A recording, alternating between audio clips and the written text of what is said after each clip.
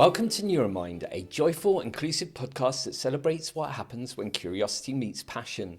Each episode invites a neurodivergent or neurotypical guest to deep dive into their special interest, whether it's snooker, Lego, Star Wars, the Tudors, or in today's case, the powerful, personal and transformative world of creative writing. Inspired by Mastermind, but without any of the pressure, spotlights or performance anxiety.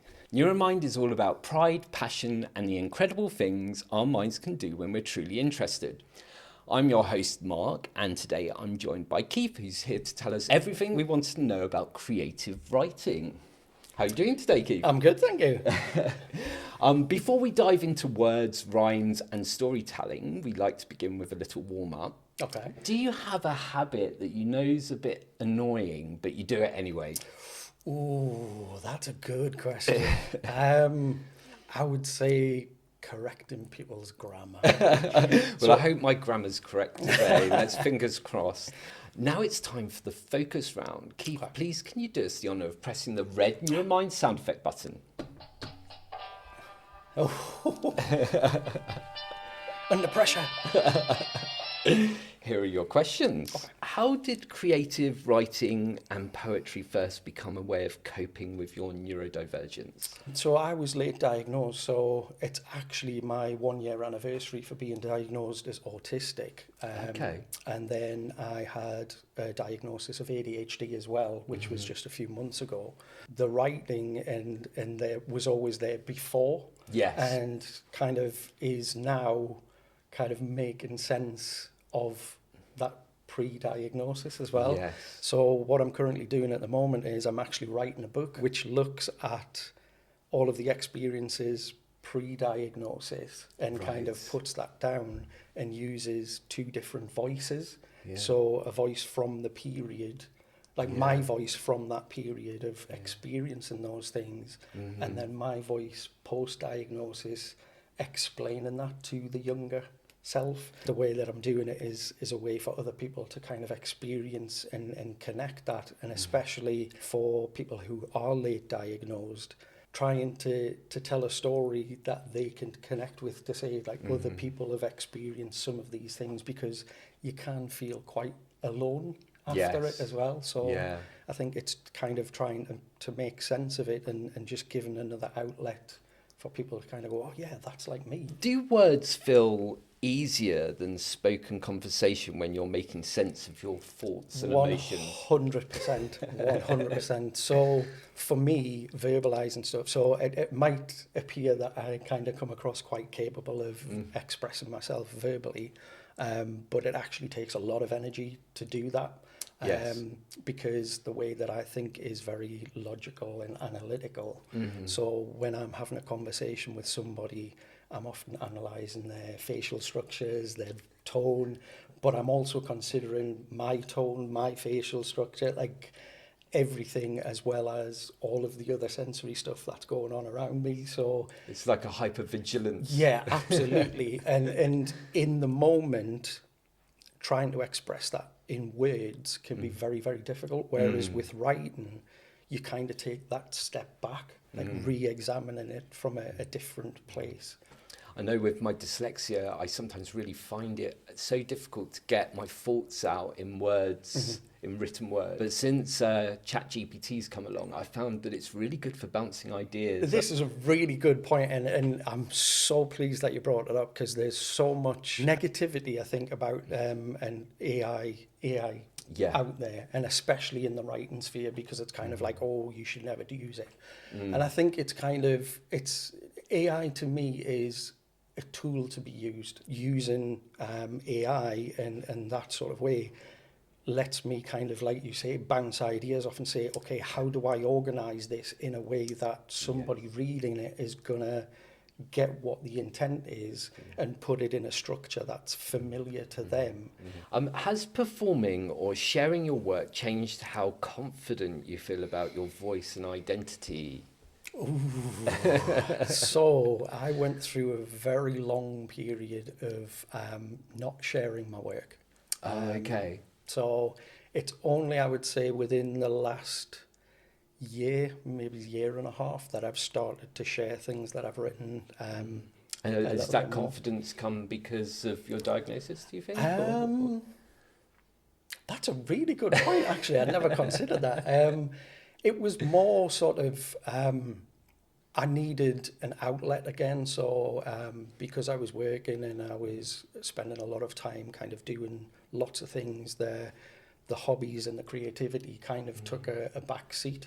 So I had a pen and a paper and I was like, okay, I'm going to write. And then shared some of the poetry that I'd written, and the response and everything was so positive. If people are responding so well to the writing, why maybe not? that's what I should be looking at. So, do you notice differences in how your mind works when you're creating compared to everyday life? Oh yes, yeah, definitely, because I have ADHD creativity and autistic creativity.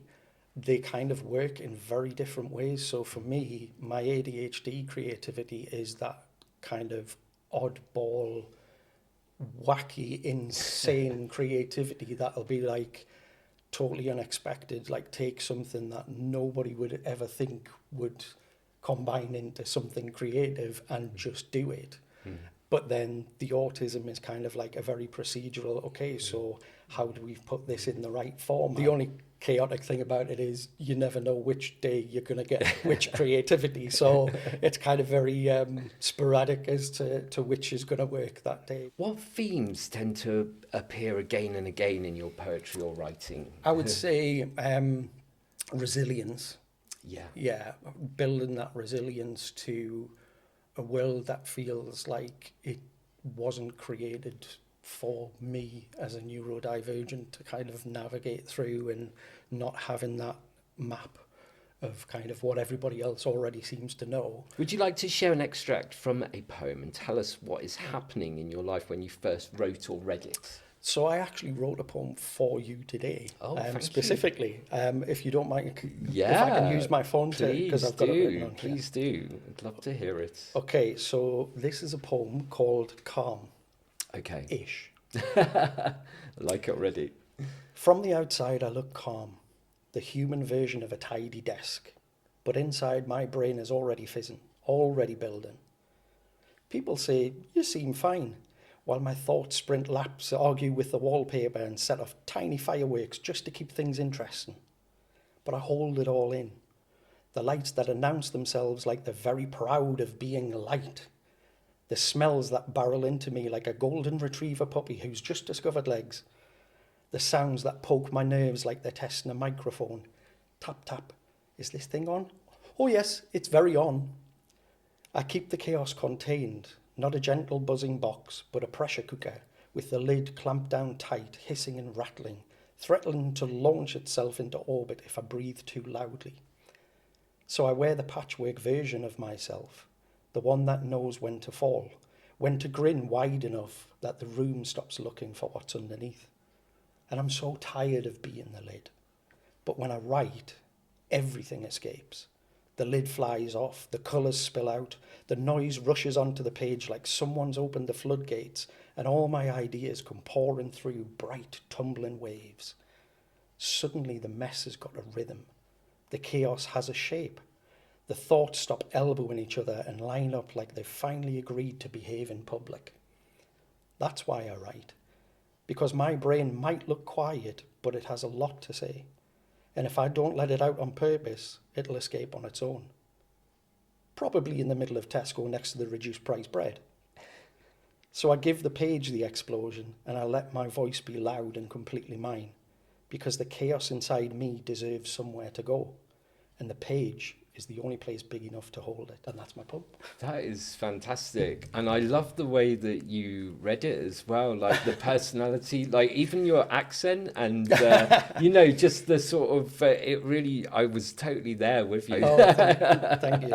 I think that's kind of like when I do write, the whole intention is it's kind of, I look at it from my perspective of kind of what's going on. The whole point that I'm trying to do is to connect to other neurodivergents to kind of say, like, this is an experience that you've probably had, but to also think about people who aren't neurodivergent and say, how can we explain what happens in a way that you're going to understand and kind of get that connection through everybody to kind of say, like, this is the reality of it. What would you say to other neurodivergent people who feel creative but aren't sure that their voice matters? The one thing that I would want to say to anybody, neurodivergent or not, who has that creative kind of spark in them, your voice is unique. There is nobody else on this planet, regardless of what your neurodivergence is, that will have experienced things in the way that you experience them, and that makes your voice more important. Now it's time for the deep dive. Keith, please press the yellow creative themed sound effect button to get us started. I didn't know what that was at first. Did you used to have a typewriter, actually? This is a chance to go beyond the questions and explore why writing means so much to you. Okay. What does it feel like when a poem or a piece of writing clicks and feels finished? Well, I also have aphantasia, so I don't get visual images in my head. So everything is kind of catalogued very much like a filing system. Yeah, that's really interesting because I'm complete opposite to that, because everything is very visual for me. So that's really interesting to hear. Yeah, so I don't, if you said to me, picture an apple, if I close my eyes, I don't see anything. Like there is, but I can tell you by categorization what an apple is, what it looks like. Yeah. So for me, first draft of any piece of writing is almost clinical in a way. So it's very much like, this is this, this is this, this is this, this is this. So it's very, like any first draft that I have is literal, very literal. And then it's kind of going back to that and exploring, okay, so how do I put the smells, the sounds, the feelings into this and kind of build it from there. So it's like, it's a multi-step process that kind of goes through. Also have alexithymia, which is not understanding emotions. So I don't understand emotions myself and in other people. So when people say, what do you do for fun? I'm like, I don't know what fun is. That doesn't make sense. And it was only having conversations with my mum and my wife that I realised fun is hyper-focus. So the hyper-focus is me having fun. Time for the Neuro Quickfire. Keith, please hit the blue creative theme sound effect button to get us started.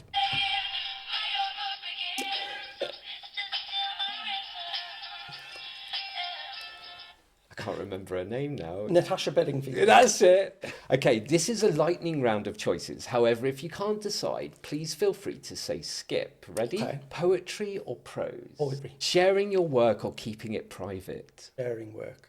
Yes. Maybe in the past you kept it private. Definitely. Yeah, but sharing work, definitely. Keith, please press the orange creative theme sound effect button to wrap things up. Good song.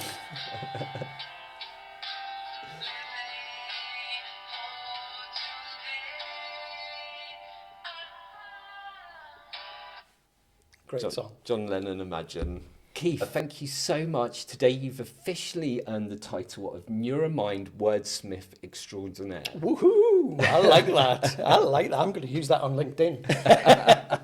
Before we finish, please spin our Wheel of Fortune to see what prize you're taking home.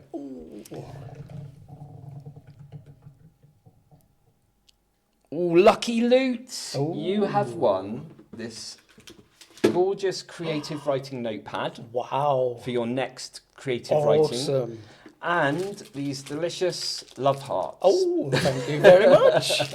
Who knows, I might write a story about love hearts. Exactly, there we go. I've set you up for your next piece of work. Thank you so much. Thank you so much, Keith, for being on Neuro-Mind. It's been wonderful to have you on the show. Oh, it's been a pleasure.